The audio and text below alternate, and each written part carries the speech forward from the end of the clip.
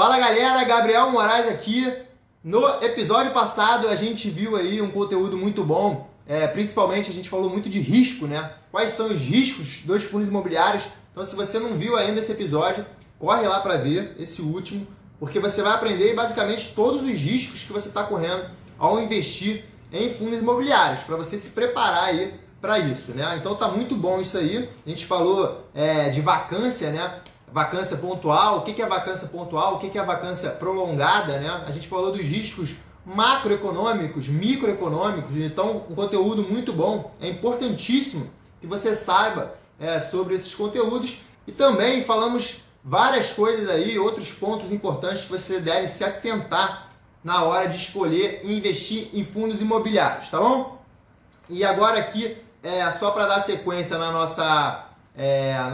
nosso assunto do outro vídeo, a gente vai falar de alguns fatores que mitigam esse risco, né? Então, apesar de ter risco, a gente tem algumas proteções, eu diria, que suavizam, digamos assim, os riscos, né? Que te protegem. Não é só o risco existe e você vai lá e vai apanhar desse risco. Não. Tem alguns fatores que te protegem até um certo ponto, obviamente, desses riscos, tá? Então vamos lá. Primeiro, o risco de perda de capital permanente total, né, é bem menor do que das ações, tá? Isso aí não vale para todas as ações, né, mas vale para a maioria das ações, né? E aí é o caso que a exceção comprova a regra, né? E por que eu estou falando isso? O risco de perda de capital permanente. Porque, primeiro, os fundos imobiliários, eles não trabalham alavancados, eles não têm dívida. Só o fato deles não terem dívida, apesar disso reduzir o potencial de retorno futuro, isso também traz uma margem de segurança muito grande para a gente investir, tá? A partir do momento que esse fundo não tem dívida. E para você perder o capital permanente aí, é extremamente difícil, porque você tem um imóvel que tem um valor agregado ali, tem um valor para ser vendido, né?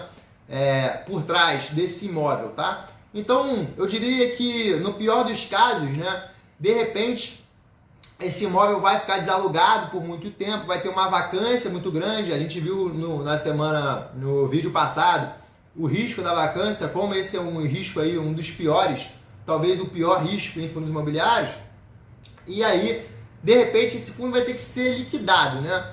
E esse fundo vai ser liquidado por algum valor, e esse valor aí vai voltar para você em dinheiro, né? Aí, obviamente, a gente não tem como saber se vai ser vendido por um valor maior do que o valor de mercado ou menor. Provavelmente menor, porque o fundo não está gerando caixa, o fundo, se não está gerando caixa durante um período prolongado, provavelmente esse imóvel não é um bom imóvel, né?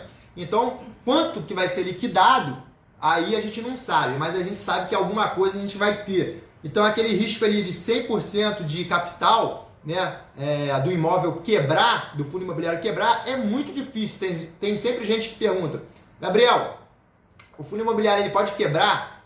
Eu nunca digo nunca, né? Mas é extremamente difícil, isso nunca aconteceu e é muito difícil que isso se materialize, tá, gente? Porque a gente está tratando no imóvel e no investimento que não tem alavancagem financeira. Então, eu acho que isso aí é um risco que você não deveria se preocupar, tá? Porque eu acho que está em último aí na escala de preocupação. Então, isso aí mitiga esse risco, né? Quando você investe lá, por mais que a gente tenha uma volatilidade dessas cotas, que ela existe sim, como a gente já viu nos primeiros episódios, né? Comparando aí com a renda fixa, por mais que a volatilidade ela ocorra ao longo dos anos, o risco de você perder tudo aí, ele é extremamente baixo, tá bom? Menor que das ações, tá? E aí também eu vou entrar numa questão de múltiplos, né? Os fundos imobiliários, de uma forma geral, é óbvio que isso aí vai se alternar ao longo do tempo, mas de uma forma geral, eles trabalham perto do valor patrimonial, tá? Não que isso seja o melhor indicador do mundo, mas pelo menos te dá mais ou menos ali uma base, né? De quanto aquele imóvel está valendo e de quanto ele deveria valer. Há exceções. Geralmente, bons imóveis, eles trabalham com preço-valor patrimonial mais caro, e isso aí é representado pela percepção do mercado de risco do fundo. Quando um ativo E aí, em fundo imobiliário ou em ações, ele é percebido como alta qualidade, um fundo imobiliário de alta qualidade ou uma ação de alta qualidade, ele consequentemente vai ser mais caro, né? Isso aí a gente pode ver em várias coisas do mundo. A gente pode ver num carro, por exemplo, né? Uma Mercedes, que é percebida como um produto de mais valor agregado, um produto melhor, ele é mais caro. E um Chevrolet Onix, por exemplo, que é percebido como um carro mais inferior, ele é mais barato. Isso acontece nos imóveis também, nas empresas negociadas em bolsa, né? Então você pode ver essa distorção um pouco em relação ao preço sobre valor patrimonial, tá? Mas de uma forma geral é baixo e muitas vezes encontramos também abaixo ali do valor patrimonial. E isso aí reforça ainda mais a dificuldade de você perder capital permanente aí quando investe nesse tipo aí de produto, tá bom? Segundo ponto, os fundos imobiliários, isso é a maioria, não são endividados. Eu toquei nesse ponto agora, né? Não tem dívida. E aí, pode ter um fundo ou outro que tem alguma dívida, alguma coisa assim, mas é uma coisa bem light, tá? É uma coisa bem tranquila. Lá nos Estados Unidos, né, os REITs, né, que são os Real Estate Investment Trust, são os fundos imobiliários americanos, como eu gosto de chamar, tá? Eles são endividados. Então, eles já não podem ser classificados, né, cruamente ali como uma classe de ativo muito diferente das ações, né? Porque são endividados, pegam dívida para alavancar aí o resultado do fundo, né? Então, quando a gente faz essa comparação de que os REITs entregaram um retorno maior do que a S&P 500, que é verdadeiro, mas na prática, você está pegando um setor da economia e comparando com o S&P 500. Você pode pegar o setor de energia elétrica lá nos Estados Unidos, né, ou de tech, comparar com o S&P, você vai ver que vai ter um resultado semelhante em termos de rentabilidade, né? Esses setores conseguiram rentabilizar mais do que a média. É óbvio, você está correndo mais risco investindo num setor apenas, né? Então, o seu retorno esperado tem que ser maior. Não há surpresa nenhuma que os fundos imobiliários dos Estados Unidos, que a gente tem o maior histórico para avaliar, e é só por esse motivo que eu estou trazendo isso aqui para vocês, performaram melhor que o S&P 500. Óbvio, está correndo mais risco. Você está correndo mais risco. Se você está correndo mais risco, é mais que normal que esse retorno no longo prazo seja maior do que a média, tá? Então não fique muito com essa coisa, deu mais que o S&P. Deu mais porque era esperado que daria mais pelo risco. E aí, isso é importante porque muitas pessoas ficam ancoradas nesses retornos passados e não entendem que aqui no Brasil não existe essa alavancagem agressiva aí como nos Estados Unidos. Então, o potencial de retorno do fundo imobiliário, ele é reduzido, né? Ele não é aumentado. Em contrapartida, você tem essa segurança aí da dívida, né? Que você vai tornar esse produto praticamente a prova de falência, né? Então, no aglomerado aí das coisas, o fundo imobiliário é um produto que, apesar de ser renda variável, como ele não tem dívida, ele é um produto até de certa forma bem conservador, tá? Na minha visão, aí como investidor. E aí, produtos conservadores ou não, é uma questão do investidor entender de verdade o que ele está investindo. Porque, às vezes, a ignorância, né, em relação ao investimento é uma coisa que, com certeza, aí, te deixa mais desconfortável. Quando a gente tem medo, né, a gente sente aquela sensação de medo, de insegurança, a grande verdade, que na maioria dos casos, é porque a gente não conhece aquilo, a gente tem sempre medo do desconhecido. Isso é na nossa vida, não só em investimentos, né? Em qualquer coisa que a gente está lidando, quanto mais medo a gente tem, isso reflete a falta de conhecimento. Por exemplo, no seu lugar, onde você mora, no seu bairro, você conhece os lugares na sua cidade, né? Você conhece onde que é perigoso, onde que não é. Então você, por exemplo, se você está andando num lugar que você sabe, você tem o conhecimento que aquele lugar é seguro, o seu medo, sua sensação de risco, ela é diluída. Isso no investimento é igualzinho. Quando você entende as características aí do seu produto de investimento, e aqui no nosso caso, fundos imobiliários, né? Quando você entende tudo isso aí que a gente está aprendendo, você vai ficar muito mais tranquilo com a questão da volatilidade, né? Com a questão do imóvel, que você está investindo, do fundo imobiliário que você está investindo. Por isso que eu bato nessa tecla, né, que é muito importante que você tenha um conhecimento aí acima da média, para você não fazer besteira, não vender no desespero, né, e nem comprar também, fazer compras aí por ganância ou por indicações e não saber avaliar por conta própria, tá? Então isso é muito importante, tá? Sabendo disso tudo, o produto, para mim, na minha visão, que entendo sobre o assunto, vejo um produto bem conservador na medida aí do possível, né, do que a gente tem no mercado de capitais brasileiro. Terceiro ponto, fluxo de caixa mensal reduz os riscos. Essa é uma discussão aí que eu já vi entre investidores aí mais experientes, que é o seguinte: pagar dividendo ou não pagar dividendo não faz diferença. O que importa é o retorno total. Eu discordo disso, né? E aí eu não vou colocar que o dividendo é um fator determinante para os resultados de longo prazo, porque na verdade não é. O dividendo, na verdade, ele é apenas a cereja do bolo. O dividendo, ele é a consequência de bons fundamentos. Isso para fundos imobiliários ou para ações. Você não deve se ancorar só em dividendos. Contudo, como ele é essa consequência, esse reflexo final, e ele gera muito caixa, isso significa que o investimento aí dá lucro logo de cara. E isso já coloca você lá na frente, até porque o fator rentabilidade aí, ele é um dos fatores sim que vai explicar o retorno de um ativo ao longo do tempo, tá? E como esse fluxo de caixa ele é mensal, ou seja, todo mês, né? E aí eu já expliquei isso antes, o fundo não é obrigado a pagar todo mês, e sim por semestre, tá, gente? Então não é obrigado.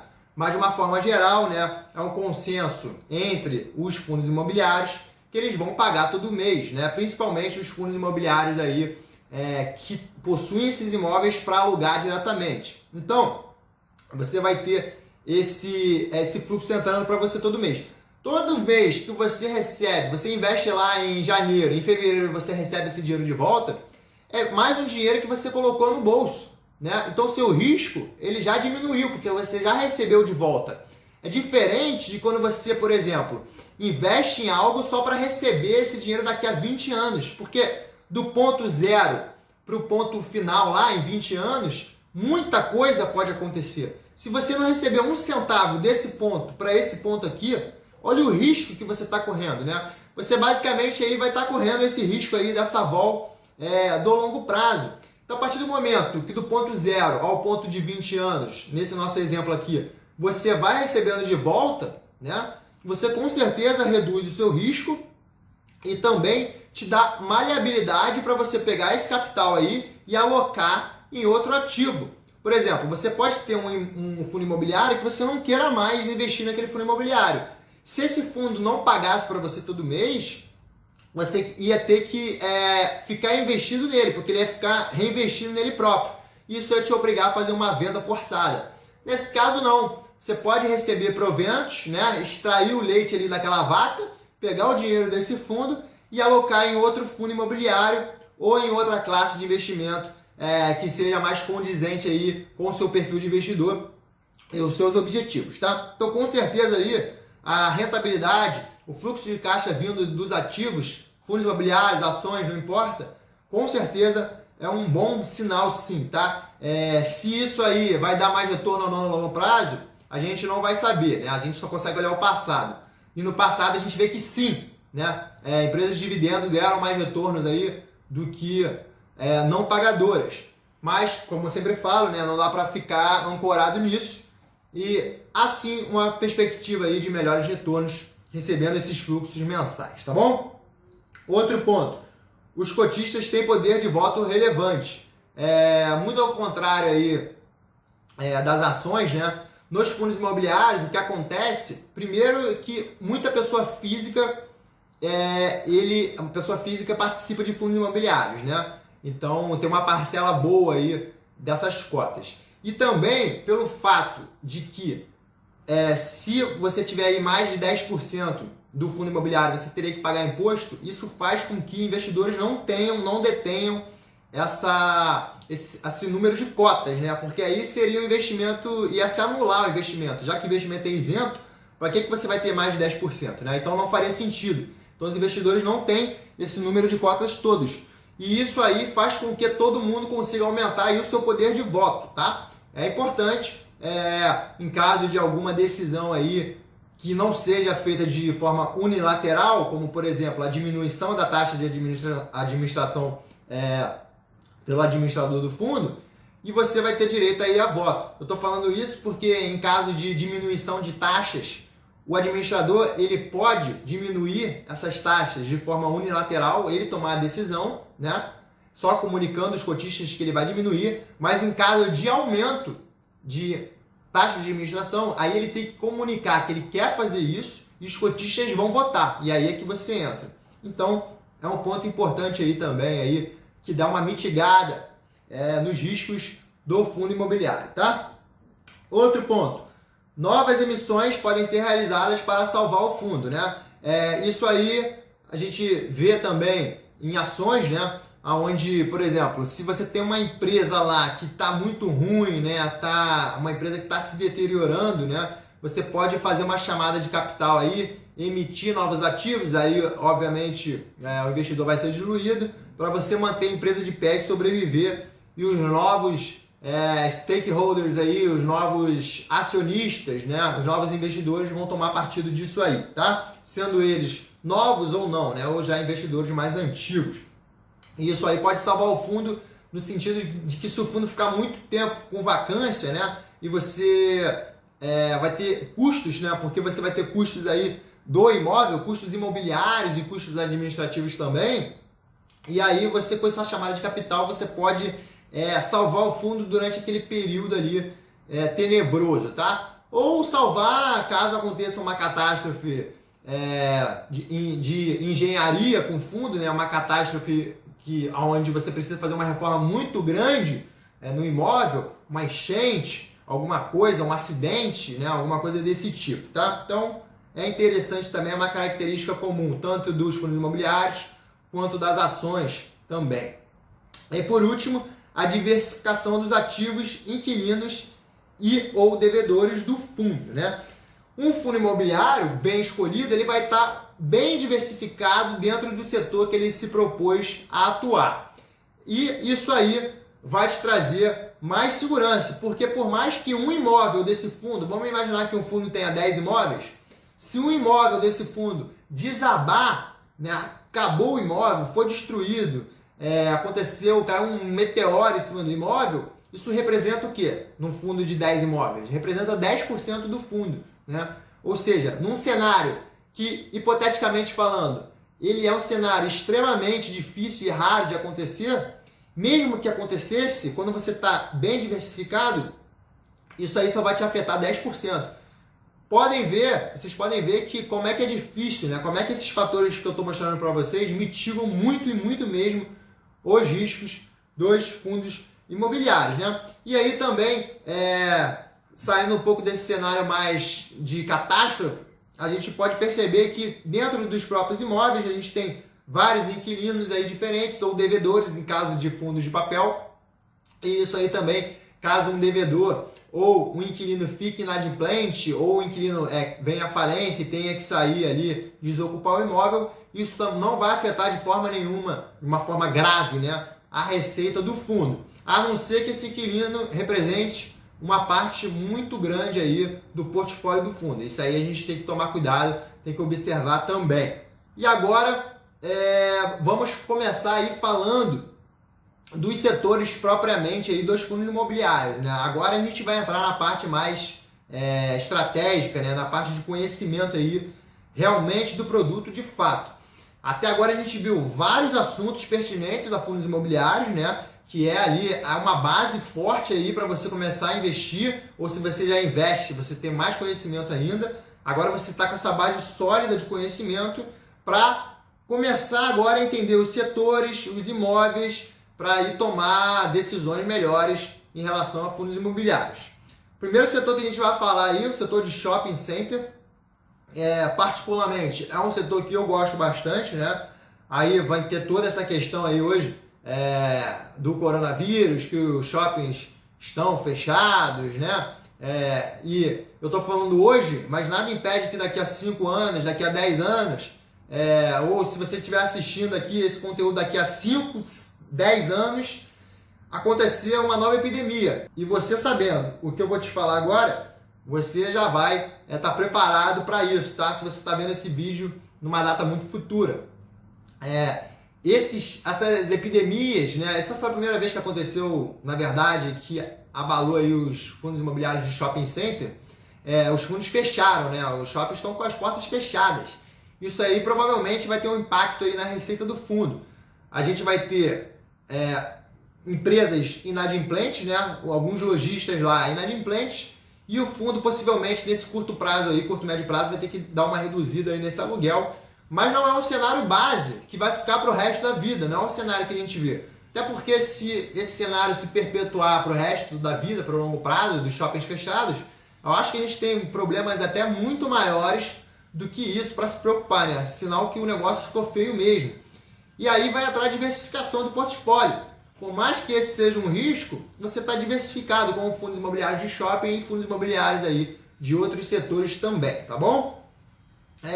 E vamos começar aqui agora de algumas características fundamentais para saber em relação a fundos imobiliários de shopping centers, tá? A primeira é a pulverização da renda. Eu não falo nem diversificação, eu uso o termo pulverização, porque essa renda, esse shopping, se a gente pegar um shopping, a gente tem 200, 300 inquilinos, né? Porque o shopping tem várias e várias lojas.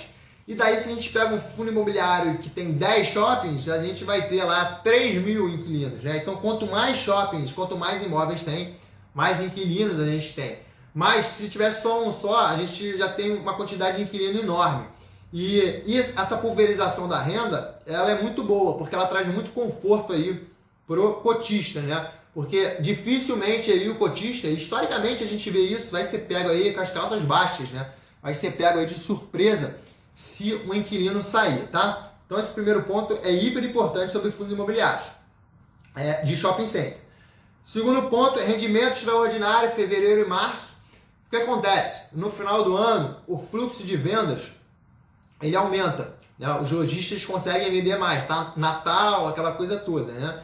E uma parte desse rendimento extra vai para o fundo imobiliário, né? Vai para nós cotistas. Então esse dinheiro, como retorna para a gente, é um dinheiro excepcional que acontece aí uma vez por ano, a gente tem um rendimento maior. Se você estiver olhando o fundo imobiliário nesse mês em específico, quanto que está rendendo lá, quanto que é o rendimento por cota, fica ligado porque esse rendimento é extraordinário, ele vai estar mais alto. Isso não significa que ele vai pagar aquilo todo mês. Você fica muito esperto nesse ponto para você não cometer erro.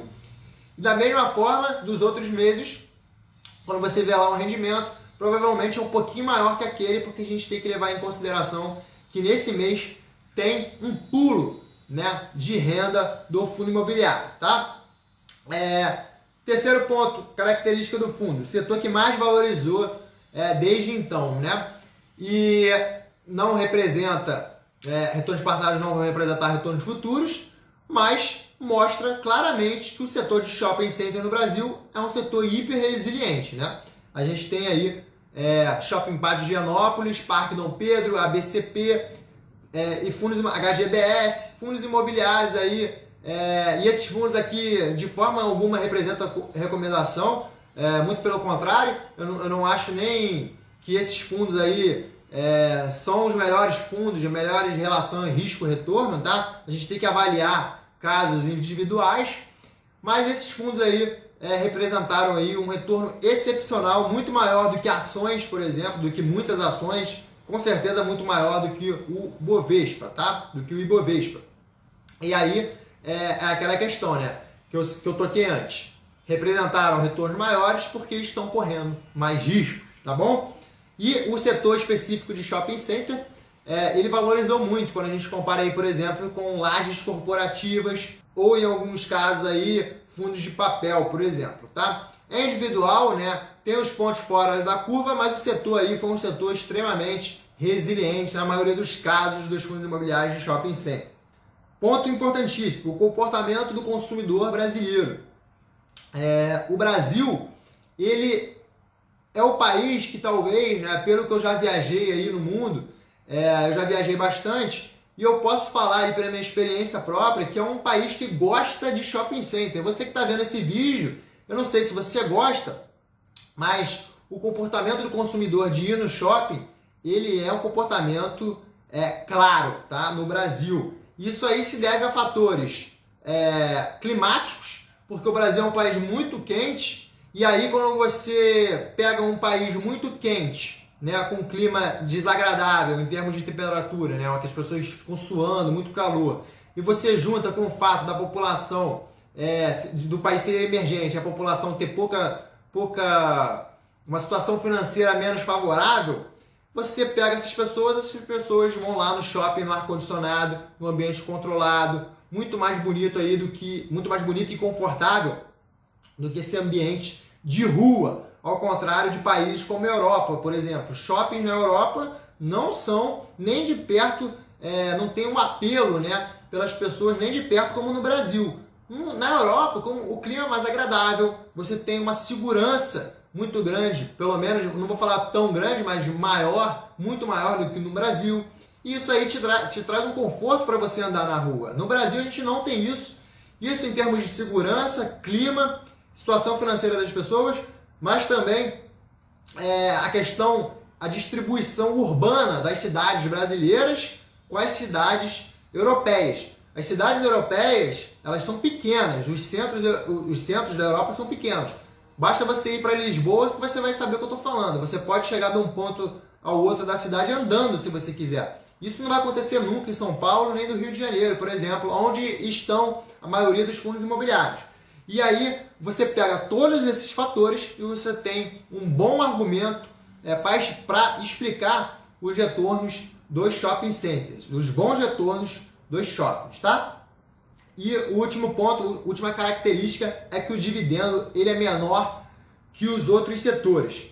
E aí, o dividend yield sendo menor, eu quero fazer uma ressalva aqui. Ele não é menor porque o gestor lá, o administrador, eles negociam esses contratos para ser menor, para a renda ser menor. Não é por isso, tá?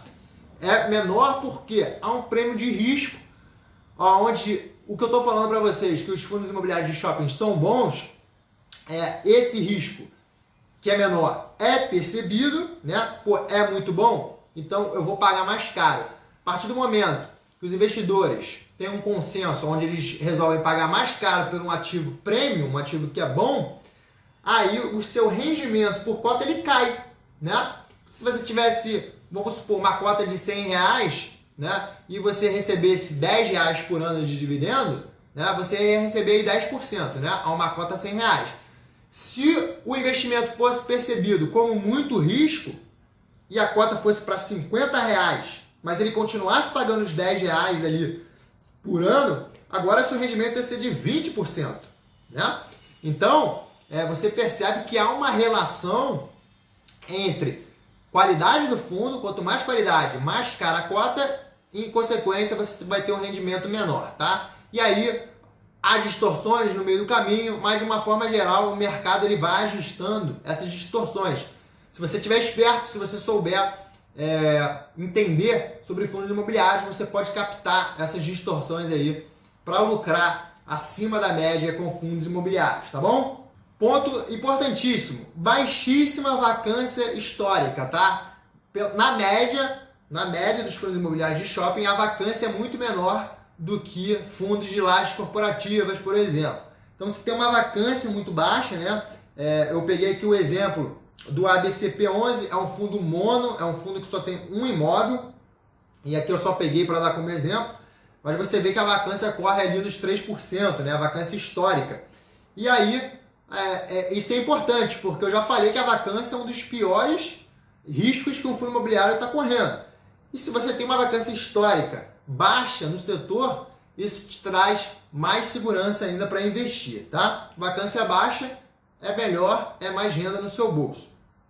É um setor considerado defensivo, porque isso a gente tem um exemplo prático, né, na história, e aí eu vou tirar as exceções, a gente tem que sempre lembrar disso, que as exceções comprovam a regra. Então eu vou tirar a exceção da epidemia do coronavírus, dessa coisa toda, porque isso é um caso isolado, né? Não é a média do mercado, e tanto que a epidemia ela pega vários setores de uma vez só, então a gente não pode tirar por uma epidemia um ativo, e sim olhando o histórico no comportamento do fundo durante os ciclos, né? Os ciclos econômicos e políticos. Então lá, o fundo imobiliário em 2015, de shopping, apesar de tudo isso que a gente teve que o mercado não é tão a favor, que é o governo do Partido do Trabalhador, e a gente junta isso tudo e a gente vê que o fundo imobiliário conseguiu pagar a renda mesmo nesses períodos difíceis, né? Isso é muito explicado pelos fatores que eu coloquei antes, né? Pelo fato das pessoas gostarem e terem uma apreciação de ir realmente ali para o shopping center, né? Outro ponto importantíssimo é a renda adicional com estacionamentos. A gente sabe que estacionamento aí dá um dinheiro muito bom nos shoppings, né?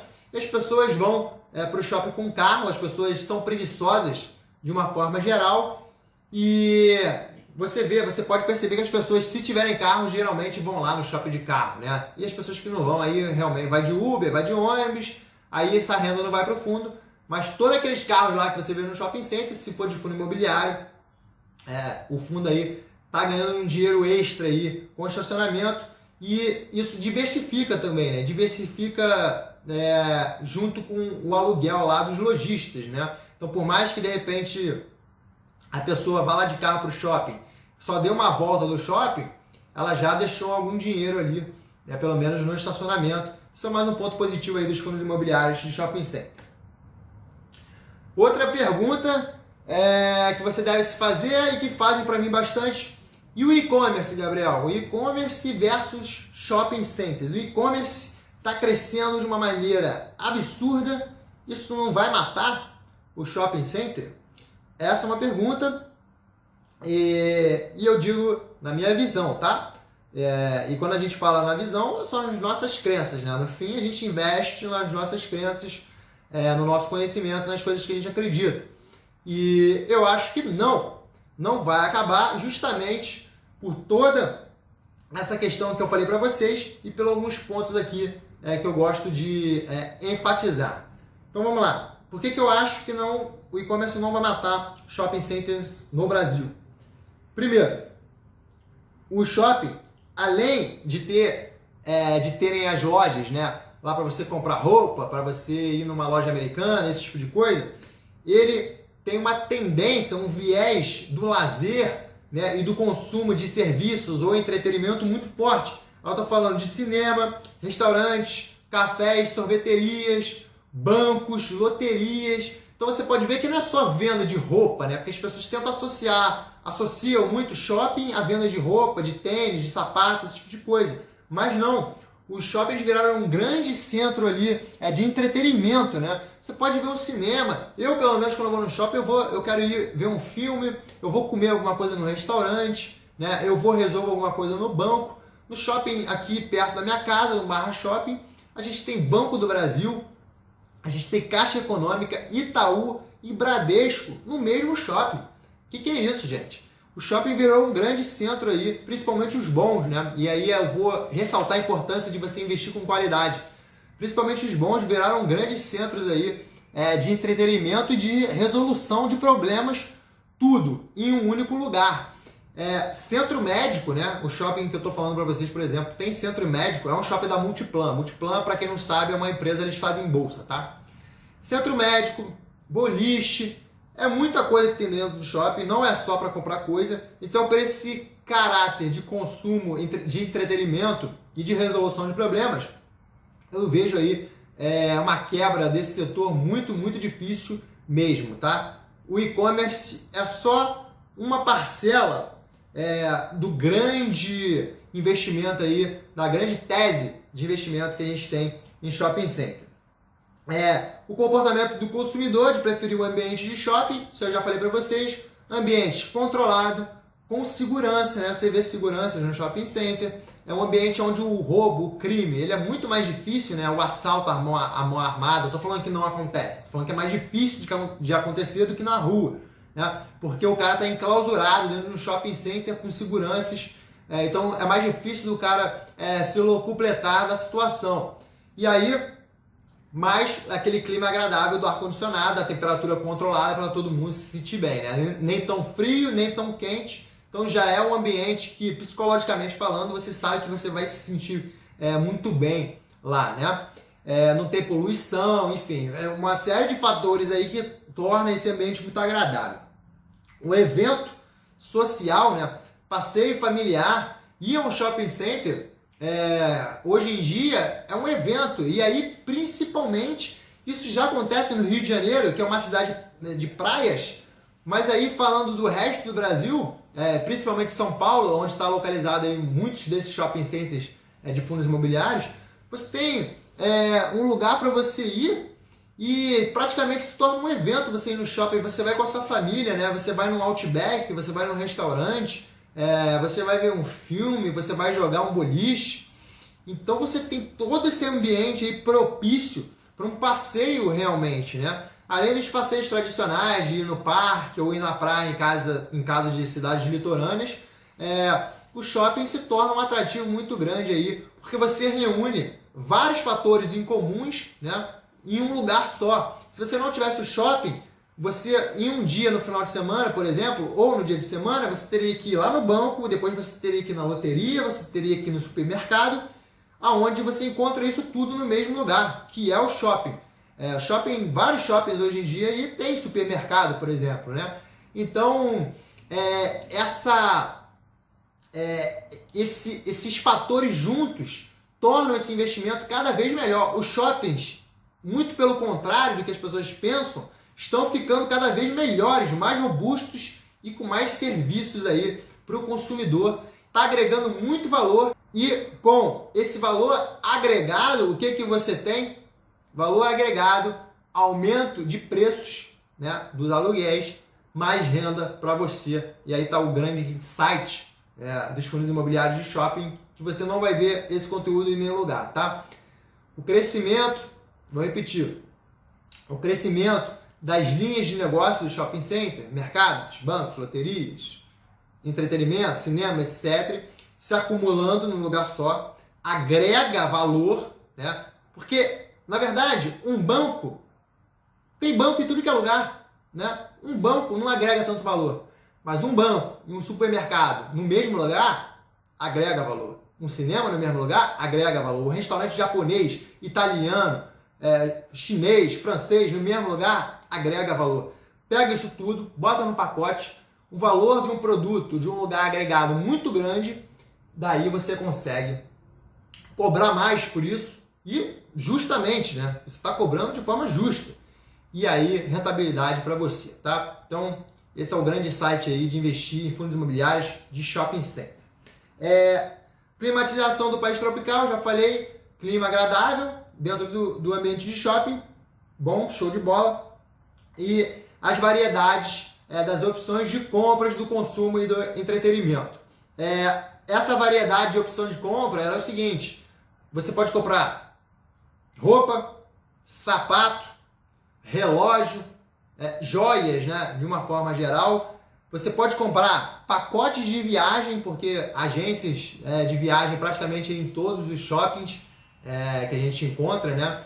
Então existe uma gama de produtos, né? Produtos para churrasqueira, móveis, né? Televisão, eletrodomésticos. Então a gama de produtos ela é diferente, ela é diferenciada, tudo no mesmo lugar, né? Ao passo que na rua você tem que ir em lojas diferentes. Se você quer comprar eletrodoméstico, aí você vai ter que ir numa Casa de Bahia, no Ponto Frio, né, em lojas diferentes. Mas dentro do shopping, você já consegue fazer tudo de uma vez só. Fazer a compra no mercado de casa, ver o filme, jogar na loteria ou pagar uma conta na loteria, tirar um dinheiro do banco, comprar um presente para sua filha, comprar uma joia para sua mulher, Ou seja, você consegue fazer tudo num lugar só. E essa variedade aí é mais um ponto que agrega valor ao investimento em shopping center, tá bom? Eu sei que vocês aprenderam muito aí, é muita informação, então se vocês quiserem revisitar o vídeo, ver tudo de novo, né, com mais calma, a gente vai falar